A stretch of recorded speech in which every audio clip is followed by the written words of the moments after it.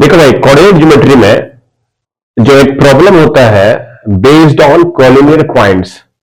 तो सबसे पहले कॉलिनियर पॉइंट्स क्या होंगे भाई? टू और more points lie on the same line. जैसे हमारे पास ये स्केल है, अगर स्केल पे अगर 3 पॉइंट लाई करेगा तो उसको क्या बोलेंगे? कॉलिनियर बोलेंगे। जैसे यहां पे दिखाते हैं आपको ए बी सी, ये लाइन देखिए, इस लाइन पे तीनों पॉइंट लाई कर रहा है, ए भी, बी भी और सी भी।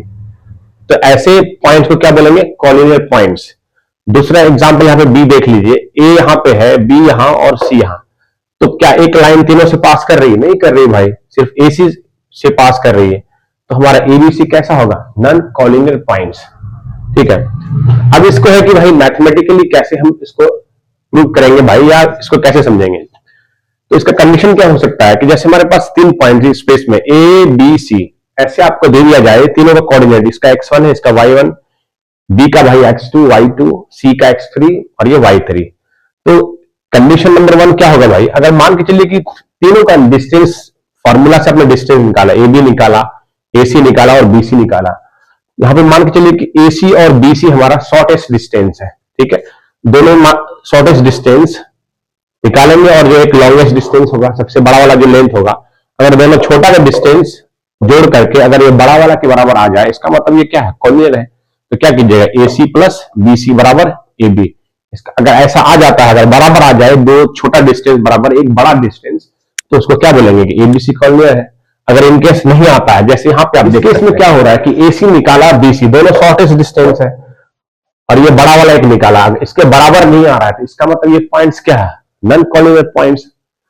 नॉन कॉलिनियर का मतलब क्या हो गया कि तीनों जो पॉइंट्स है स्पेस में अलग अलग जगह पे है, एक लाइन से पास नहीं कर रही। पहला कंडीशन हो गया। दूसरा कंडीशन क्या हो सकता है कि ये ट्राइंगल वर्टिसेस है, मान ए बी सी। मान लीजिए कि तीनों पॉइंट क्या है कि किसी एक ट्राइंगल का वर्टिसेस है। आप क्या कीजिए, इसका एरिया ऑफ ट्राइंगल निकाल लीजिए। अगर एरिया ऑफ ट्राइंगल 0 हो जाए भाई, तो समझना ये कॉलिनियर है। मतलब क्या मतलब हो गया कि तीनों अगर मानो एक ही लाइन पे भाई ऐसा हो, ये सी वाला पॉइंट जो सी कोऑर्डिनेट है भाई, यहां पे आकर के भाई ये ए बी वाला लाइन पे ही सेट हो जाए, फाइनली यहां पे सी पे आ जाए, यहां शूट करके, तो एक ही लाइन से पास करेगा, तो ऑब्वियसली एरिया ऑफ ट्रायंगल कितना? 0 हो जाएगा।